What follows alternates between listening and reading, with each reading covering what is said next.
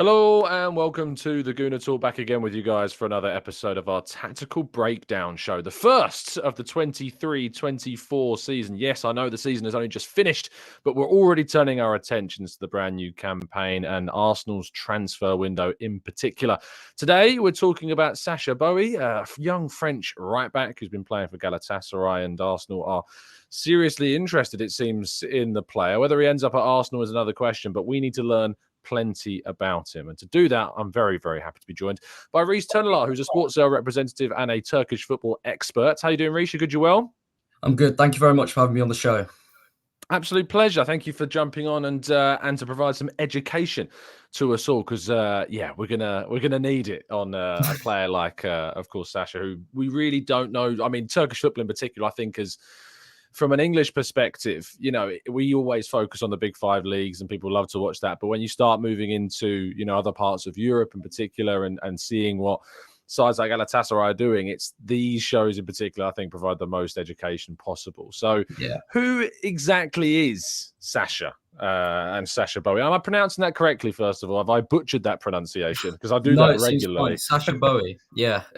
So he came in from Rennes last year. He was actually on loan the season before, and I think it was for around 1 million euros, which at the time was a big conversation point, because that year Galatasaray were doing a big transition, new ownership, new presidential election, and they really wanted to target some key, young superstars, people with high physical profiles, that were going to be good in Europe, because I think that's the aim now for Turkish football. They're trying to move away from the Turkish domestic campaign and really move into the the Europa League. They're trying to have success in there, and he was a big part of that. So he had a really, really good season, actually. I think it was Dijon that he was on loan. Yeah, he was there. But he came out of the Rennes Academy, which is obviously well-renowned in Europe. And he really set the scene when he first came in. He had a really good couple months in that first season, regardless of the team performing poorly in the league. And then he had an injury spell right before a match against Marseille, I believe it was, in the Europa League. And this was when he was really at his peak performance-wise. I'd say actually it was one of the best right-back performances we've seen from anyone in quite a few years for Galatasaray.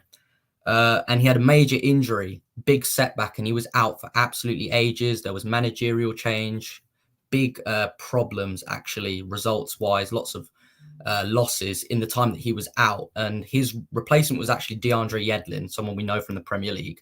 And Yedlin couldn't even match the performance that Boey was showing in that first season.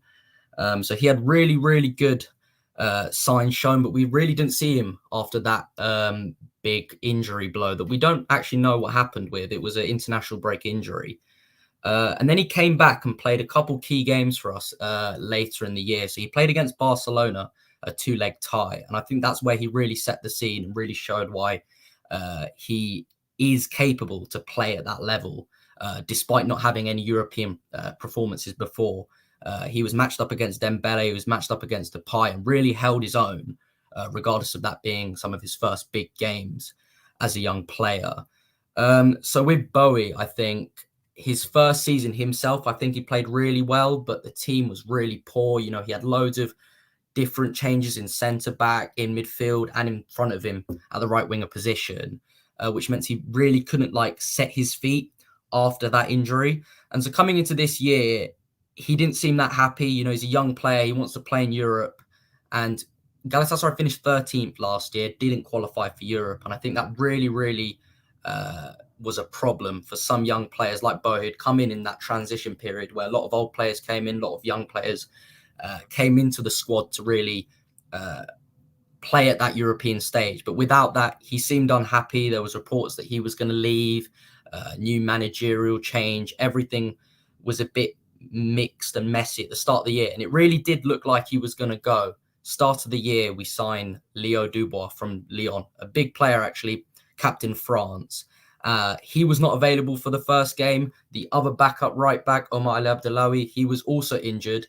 And just before Boey was going to be sold to Monza in Italy for 3 million, he was given this one-game chance. First game of the season just to play and then probably leave. That's what it looked like.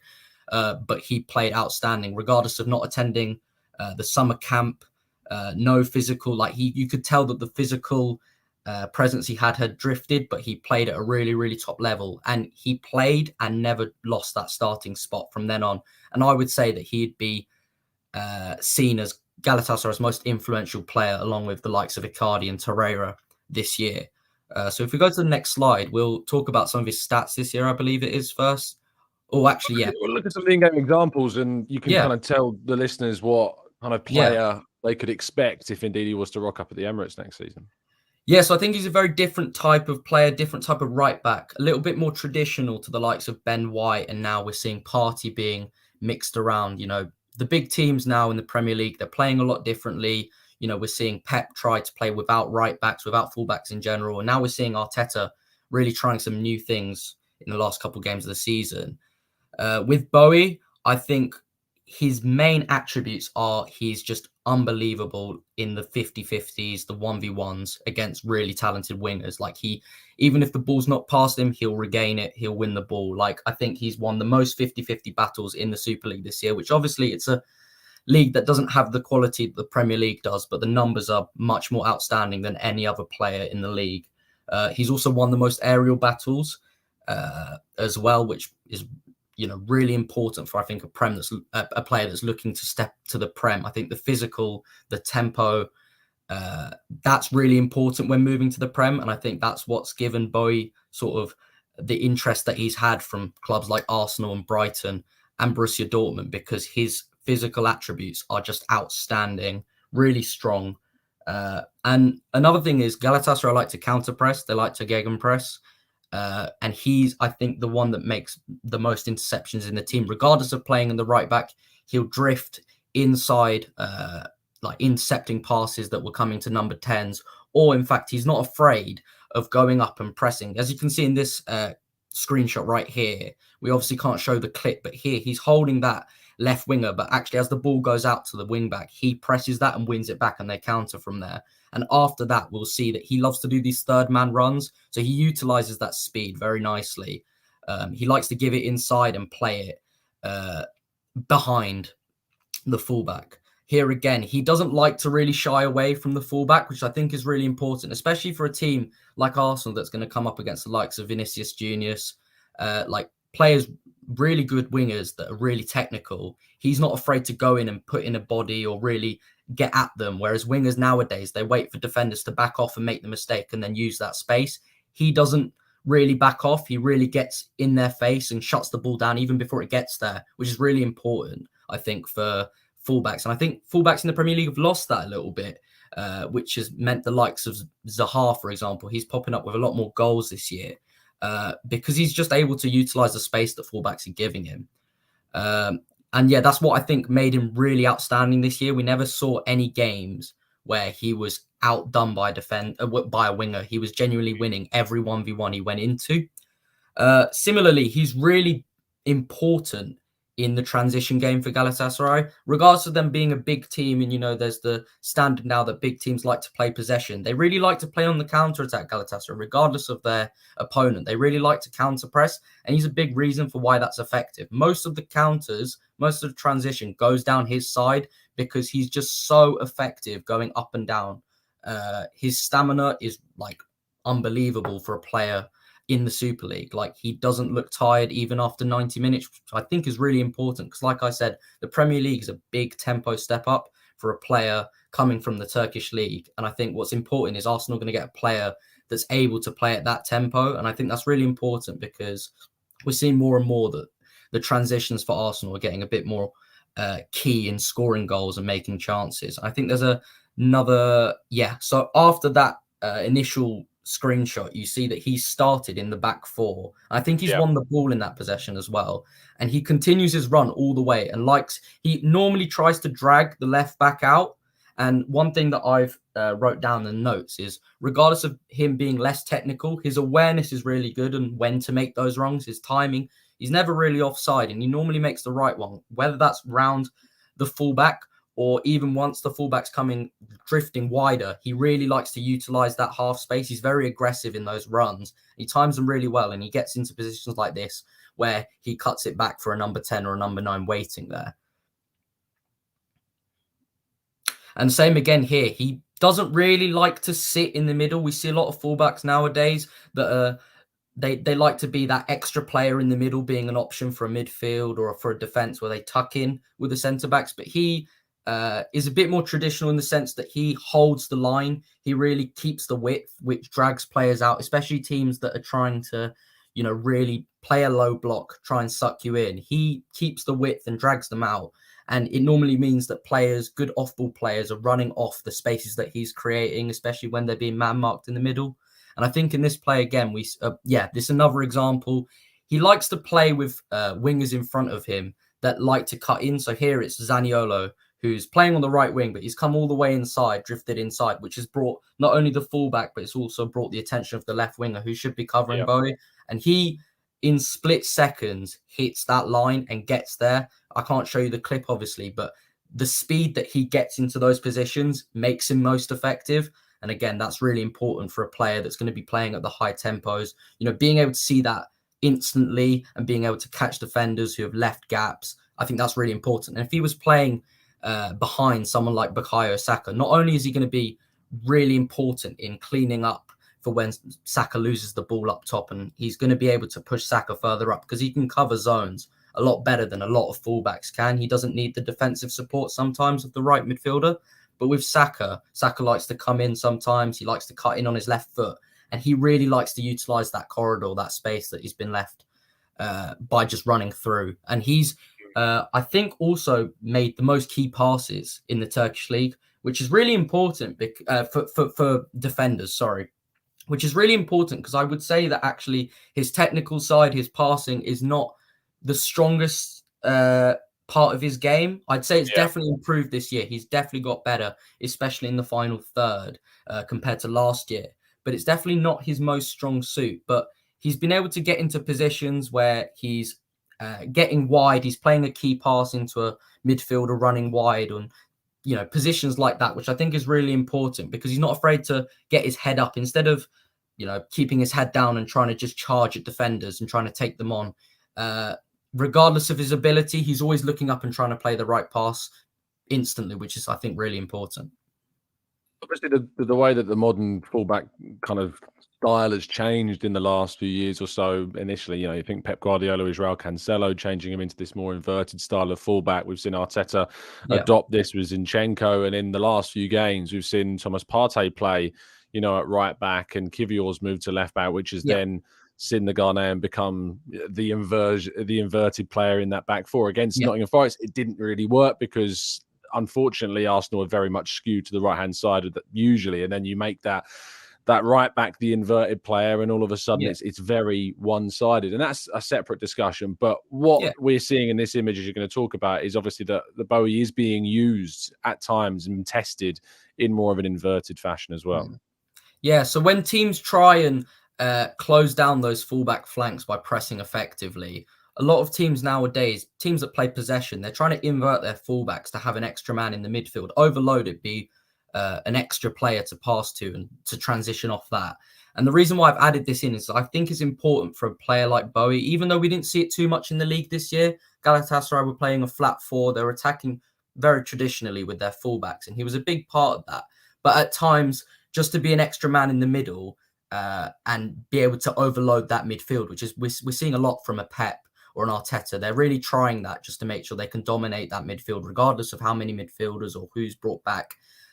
It's a really actually old-fashioned way of playing back in the WM era, really, really old. But it's sort of found its way back into modern football because of the ways that teams are now, pressing has become a lot more popular than it used to be. A lot of the big managers, they still love to press. That's their main thing, gegenpressing, counter-pressing. But we're seeing stuff like this that is being used to counter that, to be an extra man in the middle, because once you're being pressed effectively as a right back, there's not much you can do to support your winger or support your midfielder when you're stuck on the flank. So seeing him do stuff like this, I think, is important. We didn't see it enough from him because it wasn't needed. I don't think teams in the Turkish league were effective enough at pressing him in that sense. He was really happy just running into channels, being aggressive and timing his runs perfectly. However, I'd say that definitely a weakness to his game is his like long passing, his crossing, and what I've written here, it's his third, like in the final third, his decision making. It's not always the greatest, and I think that'd be noticeable compared to experienced Premier League fullbacks who are good at finding that last pass, good at playing in a good cross for a number 9. I think that's definitely his weakest side. I think it's definitely improved since the first year. But this year, I think he's got 4 assists in the league. 3 of them have been across the floor. So he's either cut them back near the penalty spot or he's cut it across. He's only got 1 actual crossed assist, which I think is his biggest weakness. But I think he's finding so many chances that once he's been trained up enough and once he's developed enough, especially in the Premier League, because he's going to be tested, of course, on his technical side. I think the amount of chances he's getting into, it's only a positive sign because he's getting so many chances. He's timing his runs properly. And I think he'll get more in an Arsenal team with the likes of Ødegaard, good passers, Saka. He's going to get loads of chances. He's going to be breaking the lines. He's really effective at that. So I could only see this turning into a positive just because of the amount of chances he's creating. It's interesting you mentioned about kind of the type of assists he's got being those cutbacks, because to be honest, when you look at the Arsenal team and the way that they play, they're not the sides that are going to be crossing the ball into the box in a lofted fashion. That's kind of the way that Tierney has fallen out of favour under Arteta, because that was his biggest strength, was crossing into the box and hoping someone got on the end of it. But if you're seeing those cutbacks, that's what Ødegaard and Saka feed off of. And when Ben White gets into those final third areas, there's an indecision, I think, about his game because he's not tend to used to get into those areas, being previously playing in that right-sided centre-back role. So the key thing, I think, and we'll come on to the verdict later on, but seeing and learning about Boey in this fashion, understanding his style, I think that the key takeaway is that he will offer Arsenal something different to what they have with their existing options. And that's what we've wanted from that option, is because we have at times, I think, when I think about the Everton game when we were 1-0 down and we took off Ben White for Tommy Aston, I was sitting there thinking, I'm not sure that's changed too much about what we're going to do. Whereas if you're able to bring on Boey, exactly, of course. And when you bring on Boey instead of Ben White, you're then offering something different, and you're going to ask different questions of the Everton defence in those situations. So fingers crossed, that's what we would see. Yeah, and I think adding on to what you've said as well, sorry to cut you off there. No, go for it. Yeah, it's a really good point, because I think at times Ben White's obviously been solid. He's naturally a centre-back, so he's good at those centre-back type things. He's good in the box, getting those blocks, getting those last-minute tackles.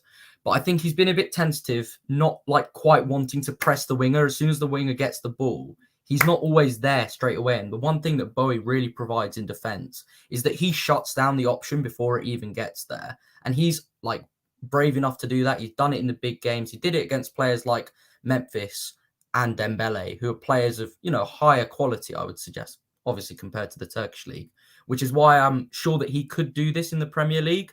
Without those games that I've watched, and that was last year. I think he's a lot better than he was last year. So I think that's really important as well. Ben White is not as much trying to counter press as what Boey is. He provides something completely different, which is, like you said, perfect for someone like Arteta, who's looking to switch up the game when he needs to, especially when we're going to see Arsenal playing a lot more games in the Champions League and different cups next year. They're going to be wanting to achieve in those. So I think having something different for different types of teams that will be faced, I think it's important for Arsenal as a team that's trying to look even further and be even more successful than they were this year.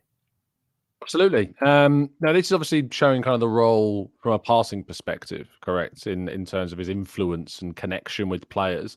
Yeah. He tends to connect with the right-hand side. You mentioned his long passing is one of his weaker sides. You're not necessarily seeing him spread the play, but talk us through this comparison chart here. Yeah, so he's always looking up. He's always looking for his right-sided midfielder, I think, his DM. That's normally his first option. But we've seen more this year. He's playing behind Milot Rashica, who loves to make an off-ball run outside his opposite left-back. And he's trying to play those curveballs up ahead, which I think is really important because Galatasaray tends, just like Arsenal, they tend to play a lot of teams that like to play that low block, try and play quite static and just sort of let them play around with it at the back. And I think it's important for Boey, obviously, to be able to do the likes of spread the play, switch ball. He hasn't really got that yet, although we haven't seen him try it too much. I think that's important. It's something that he definitely have to get better at. But he doesn't take too long on the ball. He's happy to play it up ahead. Like you can see in that spread on the right, it's normally that right-hand side. It's either going to be a right-sided midfielder or a striker coming back. And what he does is he makes a third man run off that.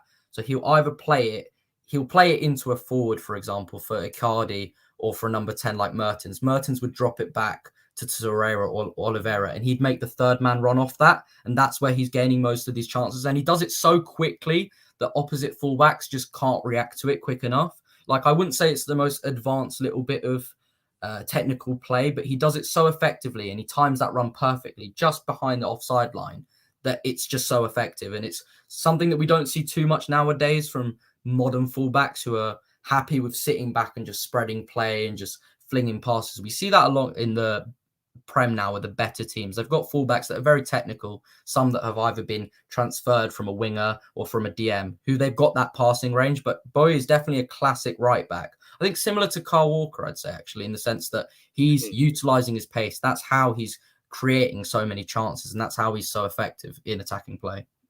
Yeah, I mean, pace is something that I think we've lacked in a fullback position for a little while. Guardiola's spoken in the past about how Kyle Walker doesn't necessarily suit what he wants from that position anymore.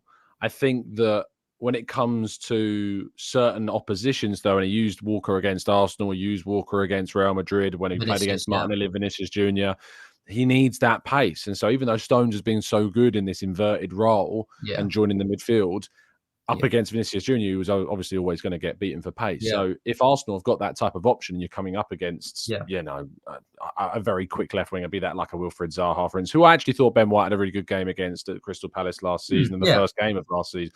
And it's weird saying last season because it was only like yesterday that the season was still going. But I think that pace combined with physicality, and Mark in the chat actually says Bellerin had pace, but that was kind of it. But this pace combined with its physicality, like Walker possesses, is what's going to be really good to see. We talked about his chance creation. We're going to move into some of the statistics now as well. It's natural that you would obviously see the XG chance creation-wise be so heavily influenced on that right-hand side. But what I like about this chart is that the 30% that's there in the middle kind of highlights somewhat of his influence in the middle of the park when he plays more inverted. Yeah, definitely.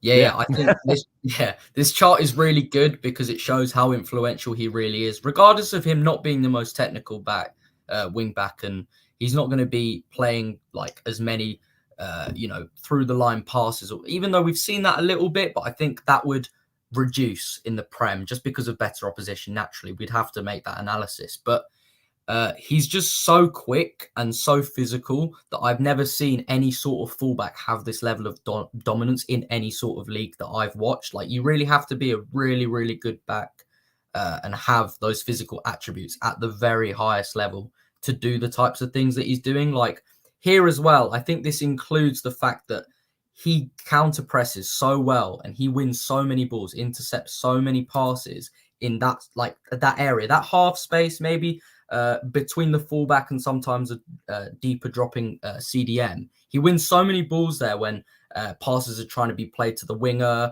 or they're coming a bit slower into the striker. He's so aware at where the ball is, and if he's got a chance to win that ball back and counter off it, that it's where Galatasaray have actually got most of their goals. I think they've scored the most counter-attacking goals they have in quite a few seasons, and I think he's actually the main person that allows them to do this because he's the one winning the ball. Like the amount of times in big games where a team has looked like they're going to counter really well, maybe they've lost it in possession in the midfield, and Boey's come and he's either come straight away and shut down a player in the middle of the park, or he's gone and intercepted a long ball and then turned around straight away, not slowing down the game, but he's actually gone and attacked right back at that flank, and they've created chances because of it, because that's what counter pressing is.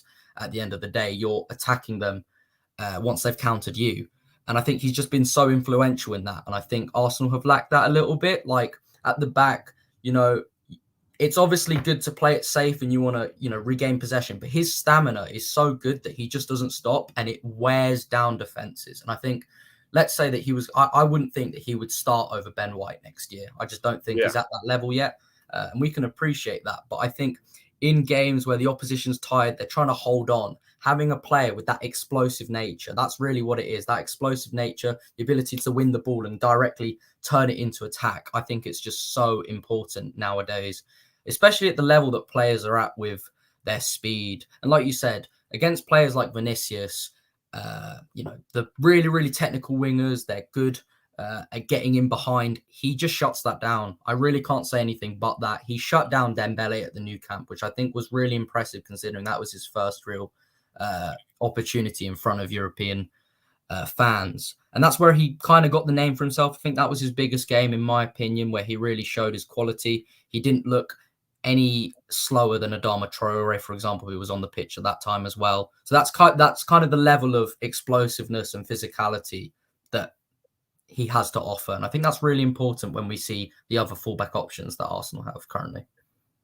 Nice segue, because we're going to look at the stats. I'm conscious of time, so we'll probably split this up into some No quick fire stats through the different sections. And I want to get some questions to you as well, Reece, at the end before we wrap up. So some of you immediately might be disappointed that Simican and Joao Cancelo aren't on this list. Reason being is obviously we've got a lot of tactical breakdowns to do this summer, so don't worry. We will get to those players' stats. But Ivan Fresneda and Carl Walker-Peters are two players that have been linked. The Athletic linking us with Walker-Peters, suggesting that Arsenal's interest has not gone away. And with Southampton being relegated, they may look to him as a potential option. Fresneda, we know, is someone who's been linked since January, and we'll probably have a dedicated breakdown on him at some point. And of course, the existing right-back starter for Arsenal in Ben White. Plenty of minutes on offer for examples this season. So we'll begin we know about where they play. We know about Boey. What I noticed from this in particular is obviously you notice how Ben White's kind of restricted in what he moves with around that area. Boey and Fresneda and Walker-Peters all offering something further up the field, and that we've already touched upon the differences between the players and what different type of option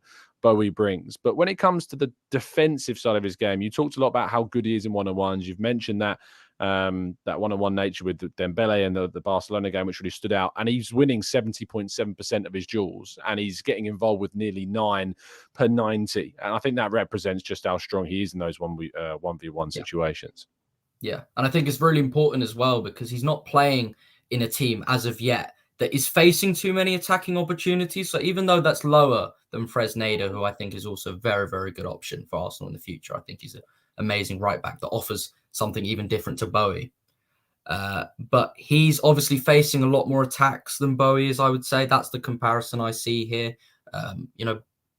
Galatasaray only faced a couple shots every game this year. Like, they've been really, really strong at the back, regardless of whichever side it is. So the fact that he's nearing the 9 figure, it's the same for Ben White, I would say as well. Arsenal dominate possession like Galatasaray do in their respective league, which means they're not always facing, constant attacks, and they're not having to constantly defend against the ball playing through, which I think is important when we compare these stats. And I think it's really impressive that number is so high. It's not really high for any other right back in Europe, actually. I've looked around for it, which I think is really impressive. Very much so. Just to rattle through some of the other defensive stats, and then we can round them up. Aerial duels wise, he's coming out well again. The physicality side, 63.1% of aerial duels being won, and he's got the highest frequency of aerial duels at 3.84, which is really good. We talked about how good he can be on the counter. Interceptions, he's nearly as high as Fresneda, 4.94 interceptions per 90, compared to Fresneda's 5.35 and Ben White's 3.64, which is also really good. And then when it comes to recoveries, again, linking into that counter-attack style, 11.35 recoveries per 90, the highest on this list, nearly double that of White and Carl Walker-Peters. Yes, he's got the most losses per 90 on this list, which being probably the most, maybe besides Walker-Peters, the most adventurous of the options on this list going forwards, is not surprising at all. But what is good is those recoveries. So defensively, he rates really highly. Yeah. Lovely stuff. I think it's really important as well because, like I said, Galatasaray like to play that counter-pressing mindset.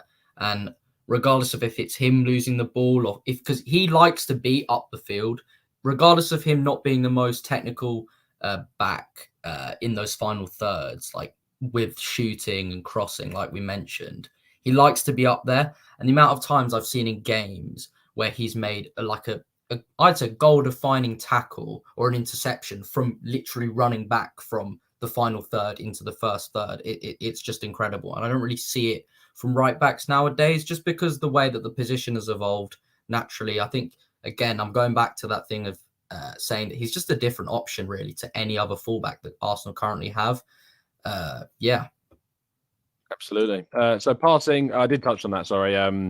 Yeah. I mean, he ranks about the same as what Walker Peters and Fresneda are in terms of accuracy. Ben White, as you'd expect, playing in that Arsenal team, getting a lot more of the ball, Yeah. dominating possession, receiving the ball a lot from Saliba and Ramsdale when in that right position, and good accuracy as well. But the passing's the final third are starting to rank. Bowie slightly getting ahead now of Walker Peters in terms of the percentage, 70.6%. Again, still not quite up there with Ben White, but Ben White's reserved nature as a fullback means that he's naturally going to have more passes into the final third. And then when he comes into pass into the box, that's when Bowie starts to overtake the others with 3.43 passes into the box per 90, which is great. And whilst he may have the lowest accuracy, it's the frequency I actually care about more, because he's trying those passes, which, if you have I could rather have, a person that plays one accurate pass into the box every 10 games compared to someone who plays, I don't know, half of their passes accurately, but does it 5 times every 10 games. You much prefer to have that frequency of chance creation. So passing wise, he ranks well. Yeah, and I think that's really important because, like I said, he's not the most technical fullback. His passing, I think, is the part of his game that he'd need to improve the most if he really wants to be, let's say, an Arsenal starter, or at least a starter in the Premier League.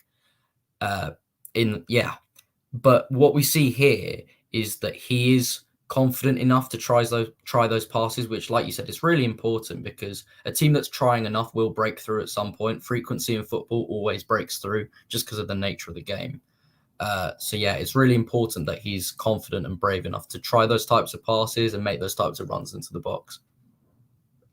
Into kind of how he is on the ball, dribble-wise, he comes out better than Ben White and Kyle Walker-Peters in terms of his success, 58.1%. More frequency than Fresneda and Ben White here. Not as much as Walker-Peters, as we know, loves to be on the ball and get forwards when he can, but you got a very solid success rate of 58.1% of his dribbles.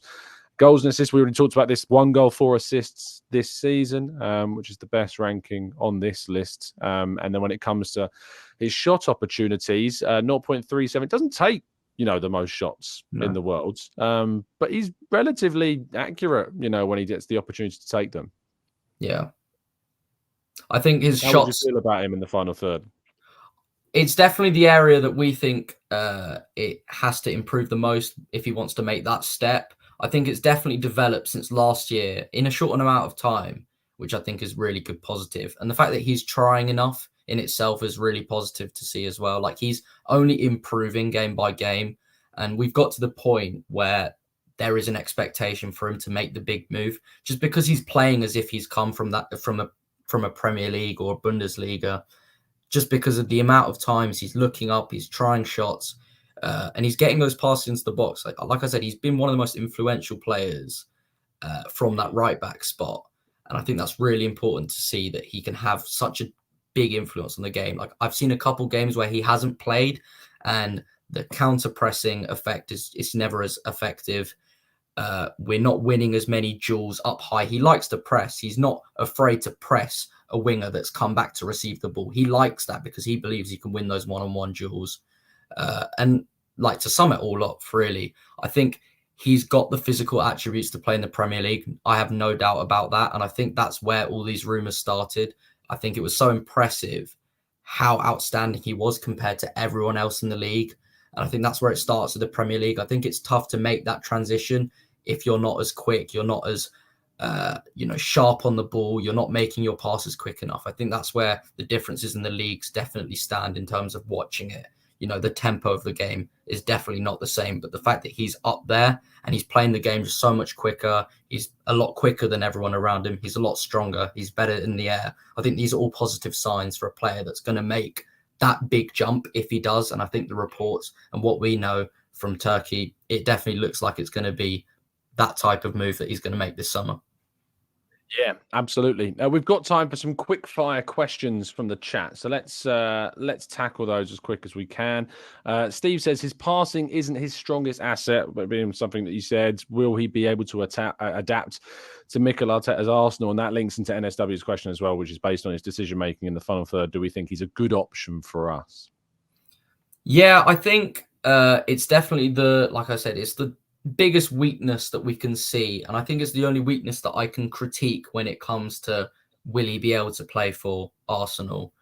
Um, I think it would only improve. It's only been improving since he's come, and he was such a raw talent when he stepped onto the scene. Um, and I would assume that with better players around him, he would only be getting into more chances. He would only be finding more opportunities in the final third. And a player that's getting into that many chances, creating that many opportunities in the final third, will only start converting. Obviously, it's a bit hard to, I think, definitely decide if he will be able to fit, because it's how Arteta's going to use him. I don't think if he came into this Arsenal team, Arteta would use him like he would be using Ben White today, or how he was using Partey the other day. I think he provides something completely different. And we're looking at Arsenal this year. We're looking at Arsenal next year. I think there's going to be a lot more games played. You know, there's going to be a big investment this summer. That's what we're waiting for. And these types of players are able to change up your game a little bit, whether it's at the start of the game or as a substitute. I think it's really important for a team looking to succeed in all competitions. Lovely stuff. Luke's asking, saying, is this guy any better than Brooke Norton-Cuffy or Raw Waters? Because I'd always go with our Highlanders when possible. And I get asked this question a lot. And obviously, we've covered Brooke Norton-Cuffy in our loan reports this season while he's been away with both Rotherham and then Coventry, of course, in the playoff final. And I think that we are always in danger of overrating youngsters because we have that attachment. And trust me, the level that Boey is playing at in the Turkish league, no matter what your thoughts are on the Turkish league, and I recommend you watch the leagues always before having any kind of preconceptions about them, is a significantly higher level than what these guys have been playing at. So, from my perspective, I'd say absolutely he's better than those two. But would that be an accurate assessment?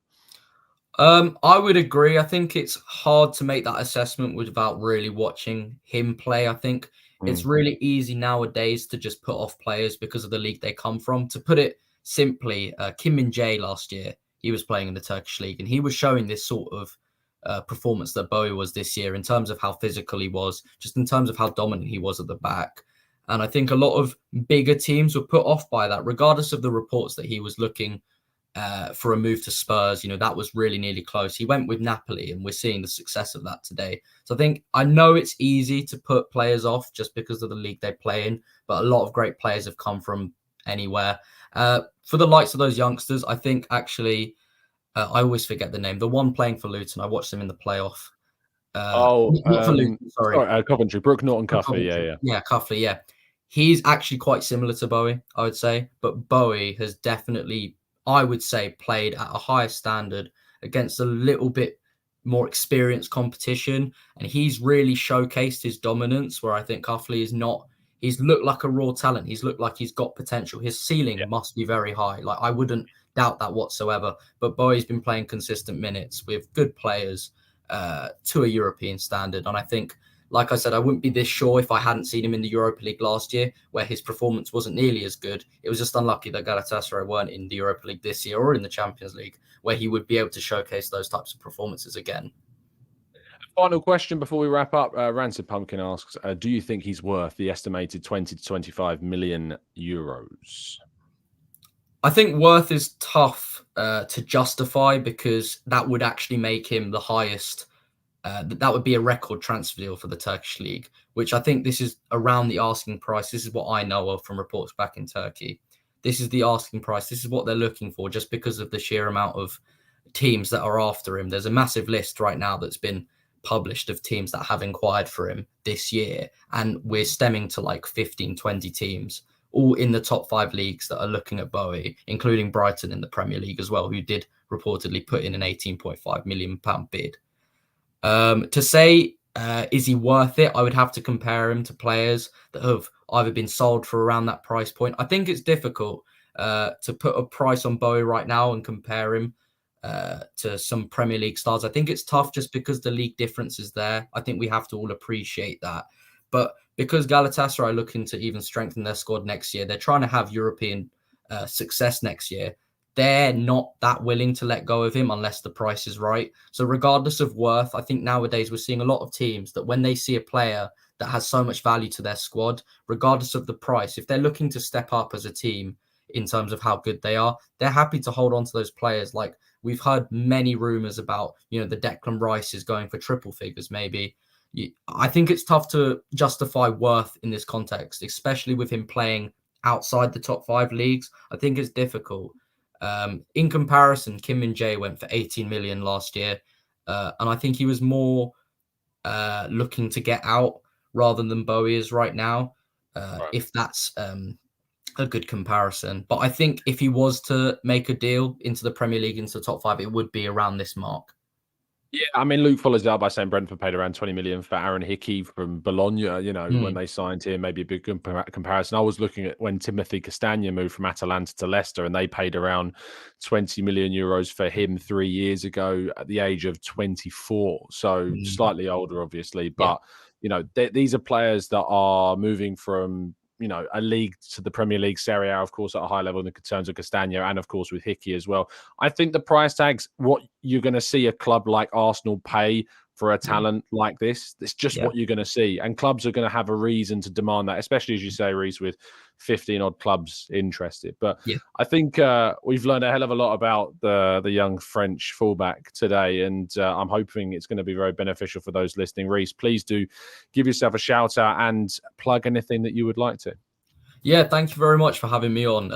I'm obviously now working with Sportcell in Turkey. They're looking to branch out. Obviously, if you give me a follow on Twitter, I reply to all DMs. So if this Boey transfer rumor does become a bit more sealed, and if it's to Arsenal or to another Premier League club, I'm obviously happy to go even more in depth. And I think it's really important with players like these that are playing outside of the top 5 leagues. I think it is really key to go and watch them. I've got 2 people that actually helped me prepare for today. One is Emre Nalbant. He's a big journalist in Turkey that actually worked with me and helped me prep for today. I'd like to shout him out as well because he's been really helpful, and I'll include links and stuff. They've all really helped me, and the pictures were also provided by a UEFA licensed coach in France that helped me out with today. So I'd like to thank them as well. They've really helped me out. His name is Coach Melly on Twitter. So thank you very much for having me on. And like I said, if this becomes a bit more, if we see more development in this transfer, I'd be happy to come speak again, a bit more in depth maybe, because we just don't know what's going to happen yet. And we don't know how Arsenal are really going to spend their money, because we're seeing reports of maybe a £300 million injection, which makes sense for a team that nearly beat City to the title this year. I think that's important. If you're trying to make those steps and compete with those teams, realistically, that's the type of money you're going to spend. And that's the type of money that clubs are going to ask from you. I think Arsenal's improvement this year will mean that teams will just expect more money for the players that they have, just because the prize money's bigger, etc. You know what I mean.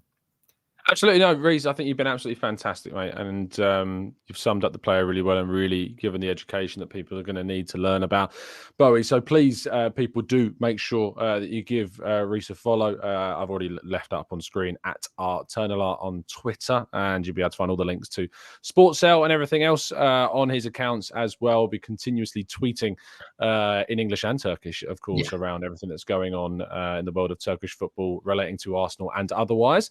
So yes, please do. You can, of course, continue to get updates on all of Arsenal's transfer targets across the summer on the channel. So make sure you're subscribed and turning those notifications on. I'm hoping to bring further breakdowns very soon. We'll also, of course, be doing plenty of work on football.london in terms of expert insight. I'm going to try and cheekily hit Reece up for some quotes on Sacha. I'm doing it on a live show, so he's completely blackmailed into doing it. So that's how this works.